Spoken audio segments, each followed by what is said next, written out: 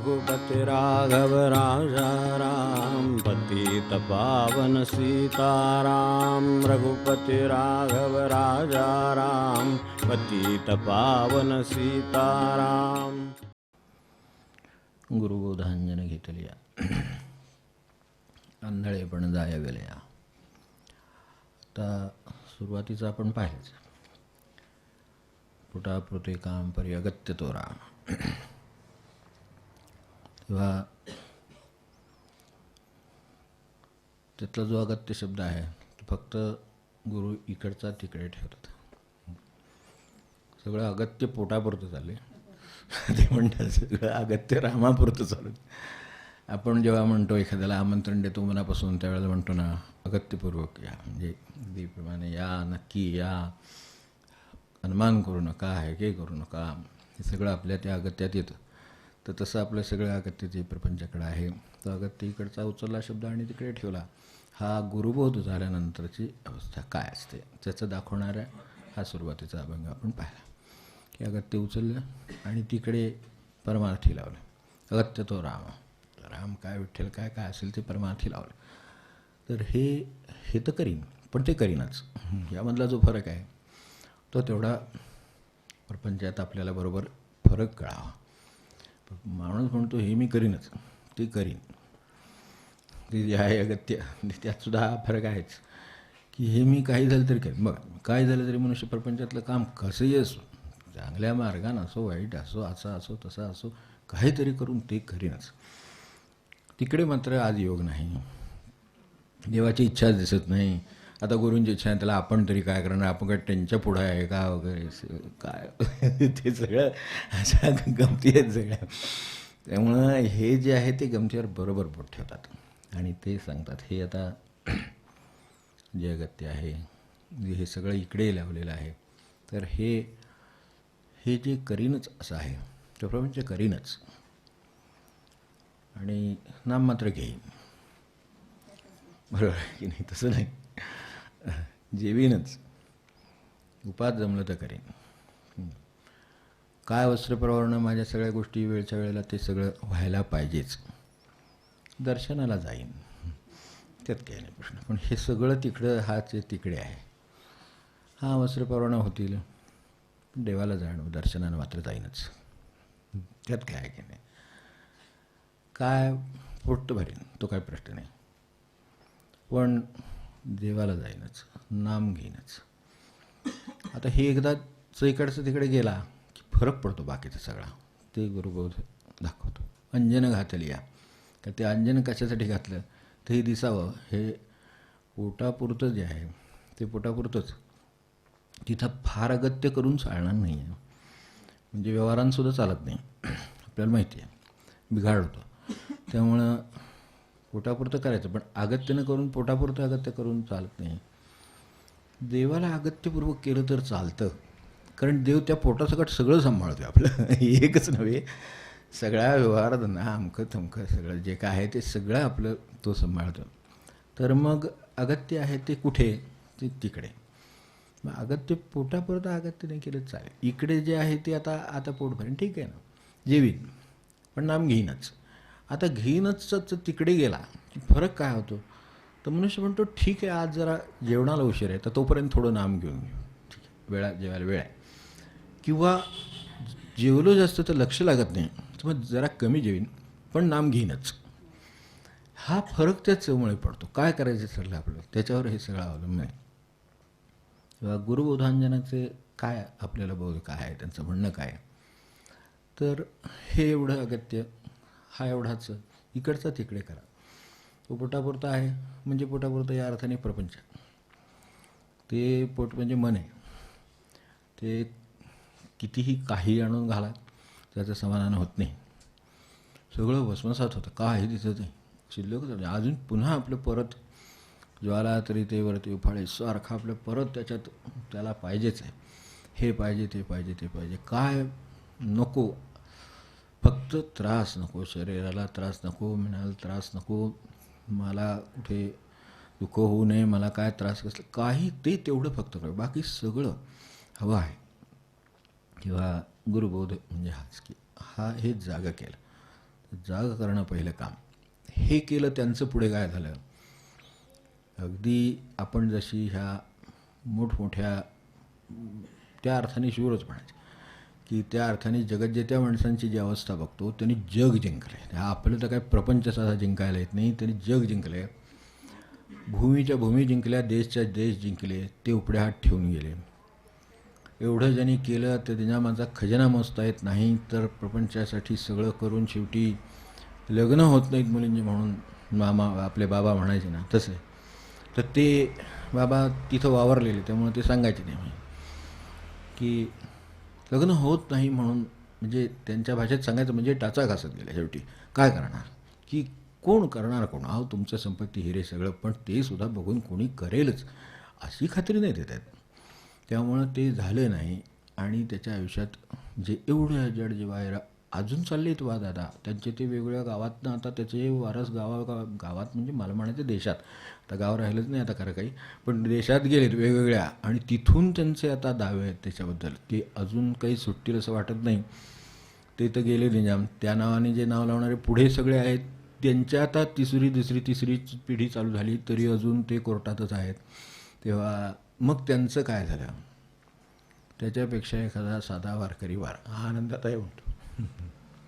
काय खाल्लं, अर्धी भाकरी, पोट भरलं का, तर नाही भरलं, पण आनंद आहे का, तर आनंद आहे. म्हणजे तिथे खरं कळतं की कोण सुखात कोण आनंदात कसा आहे आणि कशामुळे आहे. तो देवासाठी आहे, त्यामुळं तसं आहे. माझे सर्व जावे, तिथे आत्ता क्रमाने जे अभंग पाहिलेत त्याच्यामध्ये तो एक क्रम आहे, जसा पोटापुरतं होतं तसे आपण बघितलं असेल तर ह्या समर्थांचा स्वतःचा अभ्यास मोडला सर्व काही.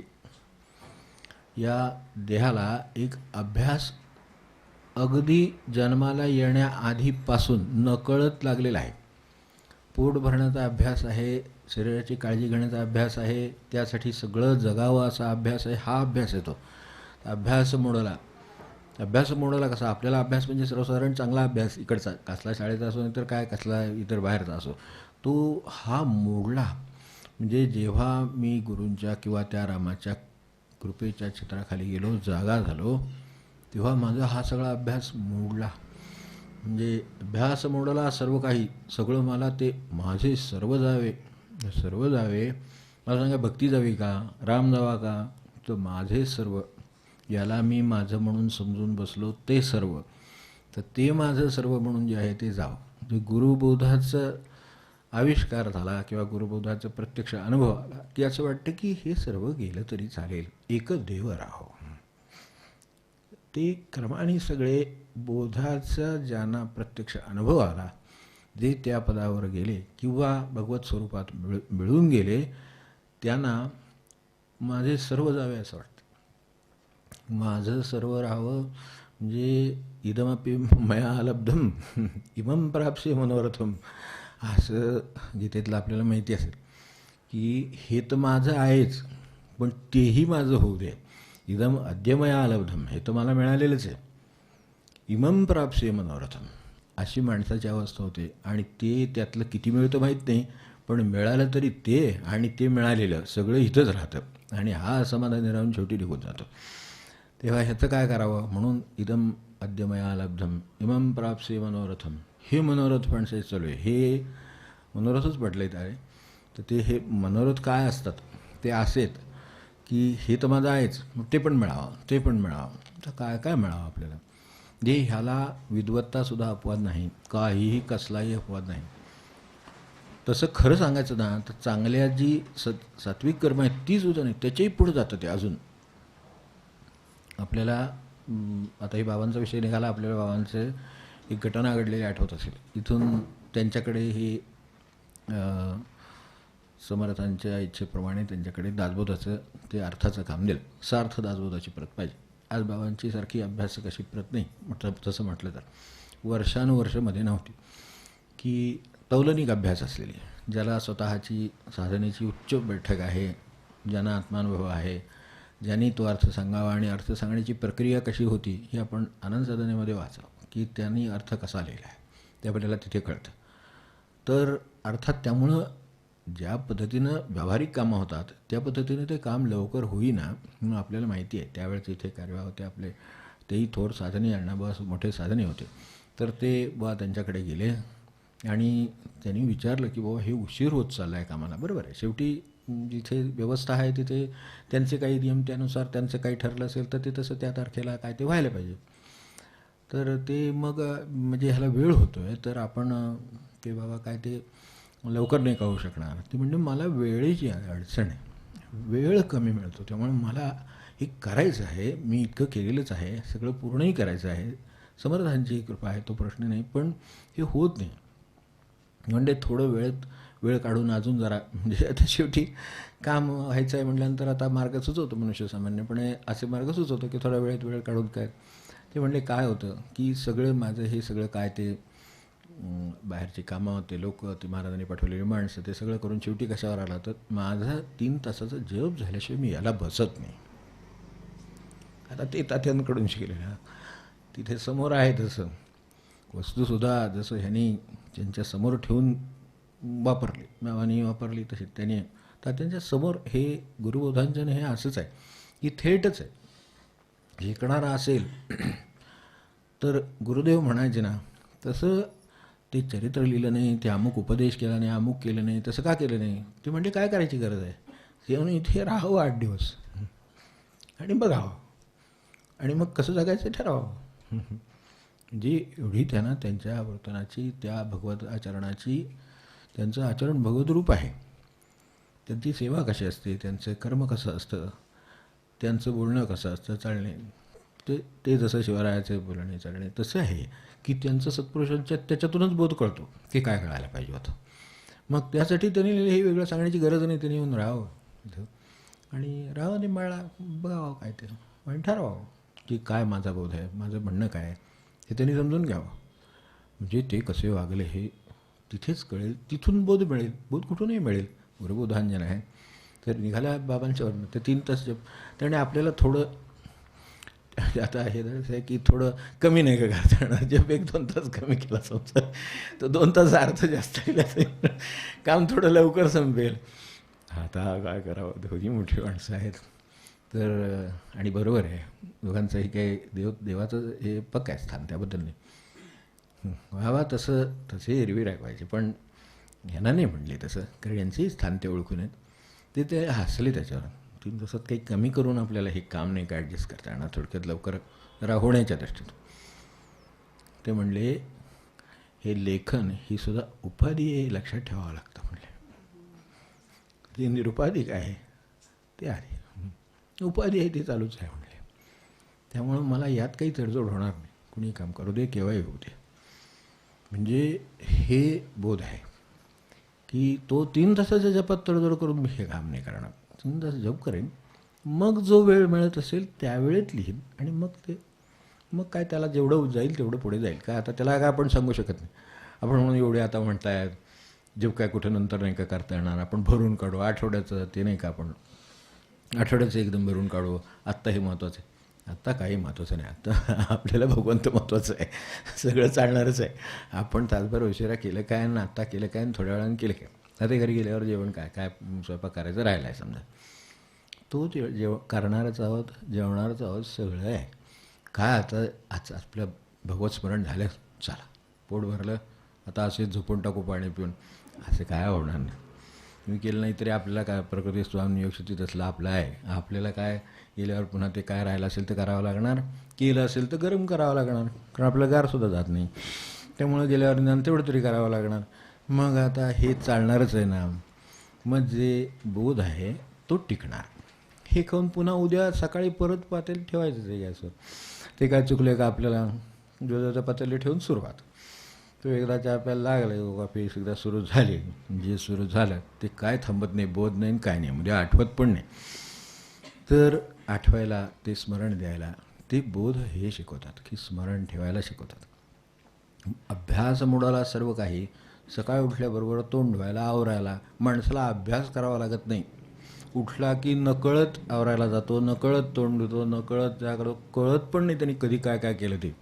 चहा पिताना जास्त कमी गरम झाला असलं तर फक्त कळतं, भाजलं तोंड तर कळतं, की एकदम आपण गडबडीने प्यालो एवढं कळतं. पण तेव्हा जागा झाला सावध झाला तर, नाहीतर नकळत हे सगळं करून तो काय त्याला ऑफिस जायचं असेल, घरी जायचं असेल, काम करायचं असेल, पुढचा स्वयंपाक करायचा असेल, तो कामाला लागतो.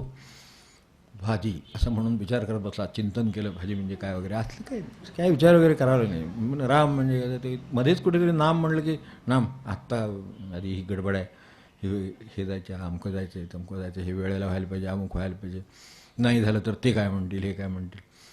ते तिथं सगळं त्या नामाच्या तिथे येतं. हे अगदी सहज ते टाकलं की हे टाकलं की ते भाजी यंत्रासारखं काम करतो मनुष्य.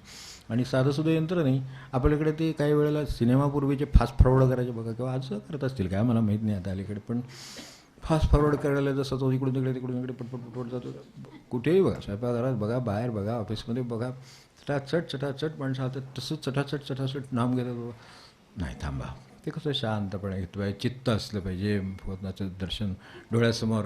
कशाला डोळ्यासमोर, आपल्या तोंडात येऊ दे, मग पुढं बघू डोळ्यासमोर काय येणार आहे ते, नाही का. पण माणसाला सगळ्या अडचणी तिकडं. म्हणून ह्या बोध आहे की त्याचा काय विचार करू नका. म्हणून यांनी तडजोड नाही सांगितली ह्याच्यात. ते म्हणले तडजोडच करायची असेल तर ते त्यांचा च कुठे बदलला ते लक्षात आलं असेल की नाम चिंताच ठरलं आहे, तर ते आधी ते करायचं आहे, त्या ठीक आहे, त्यावर काही प्रश्न नाही. नंतर हे, कारण त्याला उपाधी आहे. आम्हाला उपाधी नाही, नाम उपाधीतून बाहेर काढता आपल्याला. अभ्यास मोडला, कशाने मोडला, ते 12 वर्ष पाण्यात भरवून नाम घेतले म्हणून मोडला. माशाचे चावे सुचलीत म्हणून सोडून आपल्याला त्या अर्थाने अनेक विरोध, अनेक त्रास, अनेक गोष्टीची तडजोड सगळी सहन करावी लागते. तेव्हा भगवंत आहे. भगवंत म्हणजे अशी वस्तू नाही जाता घेऊन जावं. वास्तविक ती तशी, खरं सांगायचं तर चैतन्यात्मक तुझीच होती प्रेमळ संगती. आता हे लक्षात यायला अख्खा जन्म निम्मा कडवं त्यातलं जावं लागलं की ते जेव्हा गेलं तेव्हा लक्षात आलं की नाती गोती मानमान्यता पैसा पोकळ. वेळ आली की ते कळतं ना, तोपर्यंत ते बाजारात नाणं घेऊन गेल्याशिवाय ते खोटं आहे का खरं आहे कळत नाही, नोट घेऊन गेल्याशिवाय खरी का खोटी कळत नाही. तर तसं आहे, चालवायची वेळ आली, प्रसंगाची वेळ आली म्हणजे मग कोण राहतं, तर जो प्रसंग नसताना होता तोच प्रसंगात असतो खरा. बाकीचं जे असतं ते असतं किंवा नसतं, ते खोटं म्हणजे असं आहे. तर तसं प्रपंचाचं, म्हणून त्यांचं ते बदललेलं आहे की हे आधी, भगवंत आधी आणि प्रपंच नंतर. तो त्यासाठी आहे. जेव्हा उलटं झाले, प्रपंचासाठी भगवंत वापरावा अशी परिस्थिती आहे. हे होऊ दे, ते होऊ दे, ते होऊ दे, बरोबर होऊ दे सगळं, पण आधी नाम होऊ दे, मग ते होऊ दे की सगळं. कोण नको म्हणतोय, व्हायला पाहिजे सगळं, सेटअप व्यवस्थित असलं पाहिजे, खाण्यापिणं व्यवस्थित असलं पाहिजे, घरदार असलं पाहिजे, सगळं झालं पाहिजे, बरोबर. पण त्यांचे फक्त त्याच्या ज्या प्रायोरिटीज आहेत, त्याची प्राथमिकता आहे, त्यातलं आधी काय नंतर काय. तर आपला आधी प्रपंच ठरला आहे, परमार्थ नंतर ठरला आहे. त्यांचा परमार्थ आधी ठरला आहे, प्रपंच नंतर ठरला आहे. हा जो फरक आहे त्याच्यामध्ये, आणि प्रपंचातले हे साधू आहेत सगळे, ते सगळे जुळवून घेऊन सांगतात. यांचं जे झालं ते, म्हणून पुढचे दोन त्यांना जोडून असलेले दोन्ही शिष्य आहेत की जे तादात्म्य आहेत, त्यांच्या गुरुशी आहेत. जे निशिदिनी अंतर्यामी तो माझा आवडतो. निशिदिनी मला सांगा, रात्रीचं काय झोपेतसुद्धा माणसाला प्रपंचाची स्वप्न पडतात की नाही, की सारखं आपला एकदा सगळं स्वप्न पडलं, एकदा ह्या देवाचं स्वप्न पडलं, एकदा त्या देवाचं स्वप्न पडलं, ह्या देवाच्या पायाशी बसून राहिले, 1 तास झाला जप चालला आहे वगैरे, अशी स्वप्न पडली वगैरे. असतील कोणाला तर असतील बाबा, नमस्कार. पण आपण ह्या दुकानात गेलो आहे, तिथे हा ड्रेस घेतला, इथे घेतलं आहे, तिथे घेतलं आहे, गाडी चुकली, धावपळ झाली, हे झालं ते झालं, किती गोष्टी म्हणतात. स्वप्न आल्या तरीसुद्धा असेच येतात. ज्यांना भेटायचं टाळलं ते नातेवाईक, सगळ्यांच्या काळज्या, त्यांची घरं, ते निम्मं झालं असेल का, ते हे झालं असेल का, काय म्हणजे हे काय आहे. निशिदिनी अंतर्यामीबद्दल झाले आहे. निशिदिनी अंतर्यामी काय, तो मला आवडतो. निशिदिनी अंतर्यामी मम स्वामी. तेव्हा त्यांना फक्त त्यांचे गुरुच निशिदिनी अंतर्यामी राहतात. म्हणजे अभ्यास किती झाला आता, की फक्त ते मनामध्ये आहे, एवढाच अभ्यास झाला. म्हणजे फक्त भगवंत, फक्त राम, फक्त पांडुरंग, काय जे असेल ते तेवढंच मनामध्ये आहे. त्यामुळे ते निशिदिनी अंतर्यामी. दिवसा तर मनात राहतंच, पण रात्रीही राहतं. अखंड रात्रंदिवस ज्याच्या हृदयात भगवंत राहील, तर तो येवच झाला. त्यामुळं इथपर्यंत यांनी त्यांच्या शिष्यांना बोधांनी पोचवलेले आहेत. ते घेऊन आले, हे बरोबर आहे. पण जे मिळालं ते घेत गेले, टिकवीत गेले, निष्ठेनं राहिले आणि पुढं पुढं जात राहिले. ते जे सांगितले संत संगतीचा लाभ घे म्हणा वगैरे, तर तसंही आहे. हे एकाने निश्चितीने अंतर्यामी. तर तसं त्यातलं पुढचं तर मी काय आता घेत नाही, पण ते उल्लेख मुद्दाम केले की हे समर्थांचं चाललंच आहे. तर दुसऱ्यांचं म्हणणं आहे की तो जो बंधविमोचन राम आहे तो कोणाच्यामुळे मिळाला? तो मला ह्या स्वामींच्यामुळे मिळाला. आणि तो सुद्धा शरणही वेणा आत्मा रामा इथपर्यंत नेणारा मिळाला. कौसल्याचा राम सद्गुरु कृपया ओळखला. राम ओळखायला सुद्धा कृपा लागते.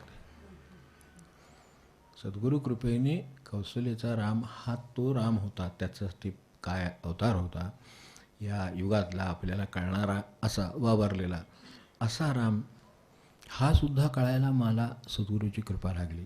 की अरे त्याच्याकडे नुसतं देव म्हणून पाहून चालणार नाही, त्याच्याकडे नुसतं माणूस म्हणून पाहून चालणार नाही, त्याच्याकडं ते जे काय बघायचं आहे ती जी दृष्टी आहे म्हणून ते अंजन आहे ती बघितली की मग फक्त कर्तव्य आणि भगवंत, बाकी काही दिसत नाही अशी अवस्था झाली. म्हणून सद्गुरू कृपया ओळखीला जो एक वेळ डोळे उघडले तर आपल्याला मूर्ती दिसते की नाही, त्याला काय दिसायला आणखीन वेगळी गुरुकृपा पाहिजे का? काय नाही, साध्या डोळ्यांची जी झालेली आहे कृपा झालेली आहे ती स्वकृपाच आहे म्हणतो मी. तर ते काही आपला हक्क नाही किंवा काय आपण मिळवलेलं नाही, पण तरीसुद्धा जे डोळे उघडले त्याच्यासमोर डोळे उघडल्याबरोबर समोर रामाची मूर्ती दिसली, पण ओळखली का हा प्रश्न आहे. मनुष्य समोर येतो आपल्याला, अनेकांना सवय असते बाबा फोनवर सुद्धा विचारतात, मग भीती वाटते त्या लोकांची, पण काय आपण तर काय बोलू शकणार आहे.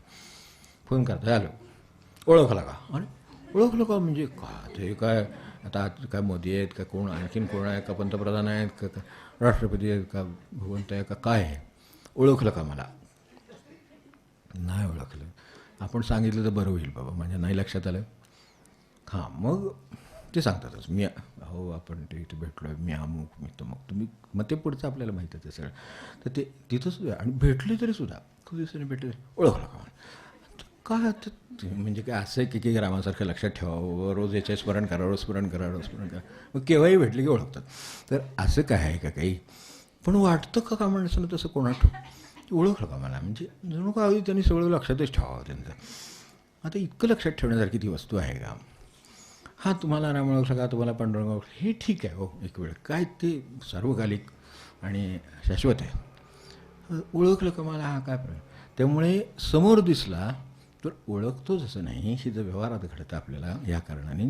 तिथे राम समोर दिसला तर ओळखीला सद्गुरू कृपया ओळखीला जो म्हणजे काय ते तेव्हा कळतं. मी म्हणतो ना म्हणतो थोडे म्हणले तरी चालतील पण चिंतन करत असावं. तेव्हा मला नुसता राम दिसून चालत नाही, ओळखायला लागतो. तर त्याच्यातला राम ओळखला आणि तो माझ्यामध्ये वावरतो. शरणही वेणा आत्मा रामा, तो तिथेच नुसता वावरतो असं नाही. नाहीतर रामाने शरयू नदीमध्ये काय प्रवेश केला आणि तो अंतर्धान पावला, काय जलसमाधी घेतली, काय तुम्हाला म्हणायची त्याला म्हणा, तो दिसला नाही त्याच्यानंतर. म्हणजे आता तो गेला का? तर आजही तो अंतर्यामी तसाच आहे. तो अंतर्यामीच होता, कर्तव्यांसाठी तिथे आला आणि पुन्हा अंतर्यामीच परत पुन्हा गेला. त्या अर्थाने तो तेव्हाही होता. चैतन्यात्मक तुझी जो होती प्रेमळ संगती. आता भान तिचे मज आले हातात, ते कुठलं आहे? ते जेव्हा गुरु भान देतात तेव्हा, की मी अंतर्यामी आहे आणि मीच खरा, हे बाकीचं सगळं आहे हे तुला आज दिसलं. आता तो राम नाही दिसला म्हणून त्याची मूर्ती केली, त्याचा आकृती केली आणि ती पाहिली, पण पाहायचं ते नुसतंच पाहणं झालं. यात जे पुढे म्हटलं की आंधळेपण जाय विलया, द्रष्टेपणही वाया होऊन या जाया. द्रष्टेपण म्हणजे पाहण्याची नुसती, एरवीचे द्रष्टा साक्षी वगैरे ते आहेच, पण त्याच्याबरोबर इथे एवढा अभिप्रेत आहे की जे नुसतं पाहतो त्यावरून जे मी मूर्ती ओळखतो, ही पांडुरंगाची, ही रामाची, ही शंकराची, ही आमक्याची, असं जे ओळखतोय, हे जे माझं त्यातसुद्धा मी भेद जो माझ्यातला आहे तो पण गेला. आता द्रष्टेपणही जाळे विलया, कारण द्रष्टेपणात भेद आहे, आपल्या नुसत्या पाहण्यामध्ये भेद आहे, तर तो भेद आहे तो पण गेला. आता हे सगळे एकच. त्यामुळे ते भाऊसाहेबांचा नमस्कार म्हणजे महाराज नमस्कार. आता गेले शंकराच्या जवळ, शंकर म्हणा, शंभो म्हणा, काय हर हर म्हणा, काहीतरी म्हणा, काय नाही, महाराज नमस्कार. म्हणजे त्यांच्या दृष्टीनं कोणापुढे रामापुढे गेले तरी महाराज, त्यांच्यासमोर गेले तरी महाराज, पांडुरंगासमोर गेले तरी दर्शनानं महाराज. म्हणजे त्याच्यातला पाहण्यातला जो भेद आहे, दृष्टीपणेही जाय विलया, ते सुद्धा पाहण्यातला भेदसुद्धा निघून गेला आणि आता फक्त भगवंतच दिसतो. मग तेच तेव्हा त्यांनी म्हटलं आहे आपल्याला, जो बोध फार पूर्वी देऊन ठेवला आहे की जे जे भेटे भूत ते ते मानले भगवंत. त्यांच्या दृष्टीनं साध्या सृष्टीतल्या वस्तू, दगडापासून, झाडापासून तो त्या मूर्तीपर्यंत आणि प्राणीमात्रापासून सर्वात ते ते मानले भगवंत. आता असं जर मानलं तर व्यवहाराने अडचणी येईल असं आपल्याला वाटतं. हा आतून कळण्याचा प्रश्न आहे. तो भगवंत आहे एवढं लक्षात ठेवा. आता भगवंत आहे म्हणून काय आपण काय पाया पडायला जात नाही, व्यवहार थांबत नाही, व्यवहार चालायचे तसे चालतात, संबंध राहायचे तसे राहतात, सगळं राहतं.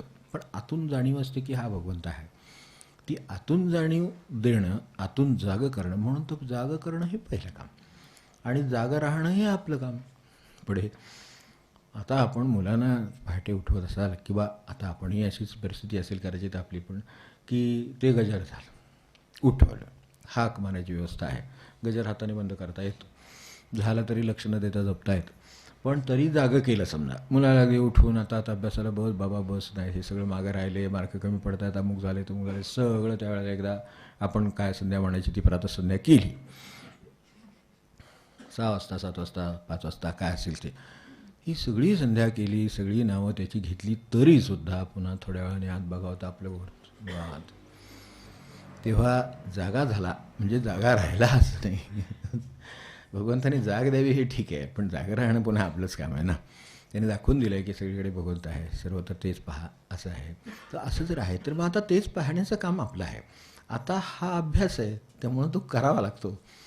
जर हे सहज असतं, सर्वत्र जन्माला जीव आणि सगळ्यांच्यात भगवंतच आहे, ते अवतारी माणसं आहेत, सगळ्यांच्यात भगवंत वगैरे दिसत नाही, आई बाबा अमकं तमकं काय खेळणं सगळं वेगवेगळं दिसतं ना, ते वेगवेगळं दिसतं, व्यवहाराच्या प्रमाणे ते दिसतं, लोक सांगतात तसं दिसतं, हे सगळं तसं दिसतं. मग हा जो अभ्यास आहे तो सहज होतो, सहज आहे देहाला धरून म्हणून, आणि इकडचं मात्र हे करावं लागतं. मग हे जे सहजपणे जे मला भेद करण्याची वृत्ती आहे, सहजपणे कमी जास्त करण्याची वृत्ती आहे, सहजपणे आपला परका करण्याची वृत्ती आहे, सहजपणे हवे नको पण आहे, सगळं सहजपणे आहे बघा. मुद्दाम हवे नको पण वगैरे शिकवावं लागत नाही माणसाला, काय लगेच त्याचं ते कळतं. त्याला हो नको कळतं ना, द्वैत कळतं ना, भेद कळतो की नाही, कमी जास्त होतं की नाही. मग हे जे काय होतं आहे सगळं ह्या सहज झालेलं आहे, होऊन गेलेलं आहे. वास्तविक सहज भगवंत आहे खरं सांगायचं तर. तो हे सगळं बघतो आहे आणि तो अभ्यास मोडायला तो जो देहाचा अभ्यास, मी म्हणजे देह आहे किंवा माझी जी दृष्टी आहे ती अशी जी आहे तीच बरोबर आहे असं जे सारखं वाटतं आहे ते मोडायला होतं. काळजी लागणं स्वाभाविक आहे, महाराजांच्या नाही काळजी कर म्हणावं लागत नाही, काळजी लागतेच, सहजपणे काळजी लागते. काही नसलं तरी लागते, काही असलं तरी लागते, निमित्त लागत नाही, कारण लागत नाही, कारण असलं तरी चालतं, नसलं तरी चालतं, पण काळजी राहते. सकाळी वेळेवर जाग येईल की नाही, आता काय आपल्या हातात थोडंच आहे. सकाळी वेळेवर जायचं, गजर लावायचं वगैरे ठीक आहे, पण तरीसुद्धा वेळेवर जायचं आता येईल ना. आत्ता त्याची काळजी करून आत्ता जी झोप डोळ्यावर आली ती लागू दे ना, आता वेळ झाली आहे झोपेची तर झोपावं सरळ शांतपणे. काय कोणीतरी म्हणणारच की लवकर झोपलं तरी म्हणणार, उशिरा म्हटलं तरी काय उगाच जागतायत म्हणणार, दिवे लावून ठेवलेत सगळीकडे म्हणणार, हे चालणार सगळं जगाचं. आपली वेळ झाली आहे, कामं झाली आहेत, सगळे झाले ना, शांत झोपून टाकावं ते नाही. पण ते काय म्हणते, हे काय म्हणते, आज ते काय म्हणतील, काहीतरी म्हणतील, आपली वेळ झाली तर झोपून टाकावं. सकाळी उठायचं तर आता जाग येईल की नाही, आपण वेळेत झोपलं आहे, वेळेवर उठलं पाहिजे, सगळं झालं पाहिजे. पाणी येईल याची चिंता, ते हे येईल नाही त्याची चिंता, काय तो सकाळी भेटायला आला नाही, दूधवाला काल आला नाही, आज येईल का नाही, कोणा ठोक जावं लागून आणावं लागेल का नाही, काय चिंता म्हणजे आजच रात्री. उद्या सकाळी उठल्यावर ते आल्यानंतर बघता येईल की नाही, दूध आहे का, ते आणलं आहे का त्याने, नाही आणलं तर आपल्याला आणायला झेपेल का, आणू का. पण आज रात्री त्याचं काय कारण आहे, पण काळजी आजच.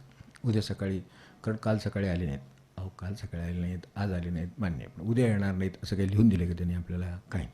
पण आपल्याला नक्की माहिती आहे का, नाही. फोन केला, सांगितले ना, येतो म्हणून सांगितलं ना, 2 दिवस तब्येत बरी नाही, पाऊस पाण्याचं तब्येत नाही बरोबर, समजा नाही आले, मग फोन केला, बा तुम्ही नाही आला, येतो आहे, उद्या बरं वाटेल, उद्या येतो, सांगितलं ना, म्हणले खरे, पण नाही आले तर बस मग आणखीन 1 तासभर काळजी करायला आपल्याला कारण आहे. उद्याच उद्या बघू की, पण ते उद्याच विचारच करायला तयार आहे मनुष्य, सारखं ते काळजीचाच विचार डोक्यात की उद्या हे असं होईल का. पण ती कुठनं तरी काहीतरी फोन बिन येतो, कोणाला तरी काहीतरी होतं, बघा त्यांना असं झालं. आता त्यांना असं झालं म्हणजे काय आपल्याला तसं काय आपल्याला होतं असं नाही, त्यांना झालं असेल. आता काय करायचं असेल तर त्यांचं काय असेल ते करावं मदत. त्याच्यापेक्षा काळजी करून हे असं होतं अलीकडे खरं नाही राहिलं, म्हणजे खरं कधीपासून नाही आहे आणि हे सगळं खरं नाहीच आहे खरं. आज म्हणले जग मानलं म्हणून म्हणले हे सूर्यन मंडळं नमकन तमकन सगळं मानावं लागलं. त्याचं ते जग मानल्यामुळे हे सगळं आलं. तर तसं आता हे मानल्यामुळे सगळं पुढचं आलं. मग तसं अलीकडे काय खरं नाही. अहो पलीकडे काय खरं आहे तेव्हा आणि पूर्वी काय खरं होतं तेव्हा काय नाही. ह्याच्यापेक्षा आधी काहीतरी झालेले लोक आहेत, ह्याच्यापेक्षा काही न होता अगदी 92, 95, 97, 100, 99 काय ते तसे पण लोक आहेत. कशाला आपण काळजी करावी. मग त्यांच्याकडे बघावं. 90 वर्षापर्यंत माणसाला काही होत नाही. आपण बघितली नाही 90 वर्षाची माणसं बघितली नाही, 98 वर्षाची माणसं बघितली नाही, तोपर्यंतसुद्धा काही होत नाही, होय की नाही. मग आत्ता अशाला 50 वर्षाला काळजी करायचं. पण काय अलीकडे सांगतात आणि लवकर अलीकडे लवकर होतं ते ठराविक लोकांना, आपल्याला काय झालेलं नाही आहे. पण काळजी इतका अभ्यास झालेला आहे देहाचा, तर त्या अर्थाने देहबुद्धीचा अभ्यास आहे तो मोडायचं. हे गुरुबोध हे आपल्याला ते काम करतात. मग ह्यांना त्याची काळजी लागली नाही. माझे सर्व जावे म्हणतात, देवाने राहावे. आणि इतके वर्ष जेव्हा पुण्याई करावी, इतके वर्ष जेव्हा तपश्चर्या करावी, सतत अभ्यास करावा, तेव्हा मग कोणी एक पुण्य जे होते संचाले तिसं. तेव्हा इतके केल्यानंतर गुरुबोधांजन घेतले या आंधळेपण जाय वलया, द्रष्टेपणे वाया होऊन या जाय, सगुणी सगुण भजावे. म्हणून समर्थाने रामाचे जे भजन केले ते एवढ्यासाठी, सगुणी सगुण भजावे.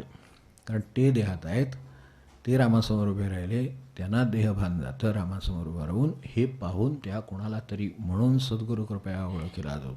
मग तो आपले जे बंध आहेत हे सतत काळजीचे, त्रासाचे, द्वैताचे, कमी जास्तचे, हे सगळे जे बंध आहेत ते तोडून टाकणारा आणि भगवत रूप आपल्याला करून टाकणारा, म्हणजे आनंद रूप करून टाकणारा तो राम, तो आपल्याला मिळेल. त्यासाठी सगुणी सगुण भजावे, चित्तशुद्धी ते पाहावे. चित्तशुद्धी झाल्यानंतरच, पाणी पूर्ण स्थिर झाल्यानंतरच प्रतिबिंबसुद्धा स्थिर राहते. पूर्ण जर पाणी शांत असेल, तुम्ही कुठल्याही सरोवराकाठी, नदीकाठी किंवा कुठे, नदीकाठी शक्यता कमी, पण सरोवराकाठी म्हणा, मोठ्या जलाशयाकाठी म्हणा, तिथे जाऊन बसा. पाणी जर अगदी शांत असेल तर आतला चंद्र तसाच शांत असतो. वास्तविक तो हल्ला गेला तर ते पाण्यामुळं. चंद्र काय हललेलं नाही, सूर्य काय हललेला नाही, तो त्याच्या जागी स्थिरच आहे. भगवंत स्थिरच आहे. आम्ही हल्लो की आमचा भगवंत पण हालतो, असं आहे ते. आमचं पाणी हलू नये, तर त्यासाठी तो भगवंत जो हालतो, त्यासाठी सगुण बजावे. मग चित्तशुद्धी ते व्हावे. शुद्धी ही स्थैर्य आहे आणि त्यातली पारदर्शकताही आहे, म्हणून प्रतिबिंब पडतं. अशुद्धी असली, जे पाणी गढूळ असलं म्हणजे त्याच्यात आपल्याला सूर्याचं प्रतिबिंबसुद्धा दिसत नाही, भासतं. इथं प्रत्यक्ष सूर्य तुम्हाला दिसतो आत पडलेला, चंद्र आत पाण्यात दिसतो. तो का दिसतो? तर पाणी तेवढं शुद्ध पण आहे, म्हणजे स्थिरही आहे आणि शुद्धही आहे. ते स्थिर असावं, शुद्ध असावं. ते झाल्यानंतर मग चित्तशुद्धी ते पाहावे, ज्ञानदृष्टीने पाहावे सद्गुरूस. मग आपल्याला त्यांच्याकडे कसं पाहायचं हे कळतं. नाहीतर काय, डोळे उघडले की रामसुद्धा दिसतो. तर गुरु किंवा काय ते दिसणार नाहीत का, महाराज दिसणार नाहीत का, आपल्याला दिसणारच की, पण ओळखता येतील का? सद्गुरू कृपया ओळखीला. त्यामुळे ते ओळखायला यायला हे एवढं करावं लागेल. त्या दृष्टीनं हे गुरुबोधांजन आहे. त्या सगळ्या वाटचालीच्या ज्या पायऱ्या आहेत त्याच्यावर आपण नंतर विचार करूया आणि पुढच्या वेळेला बघू, कारण आपल्याला वेळ झाला ना.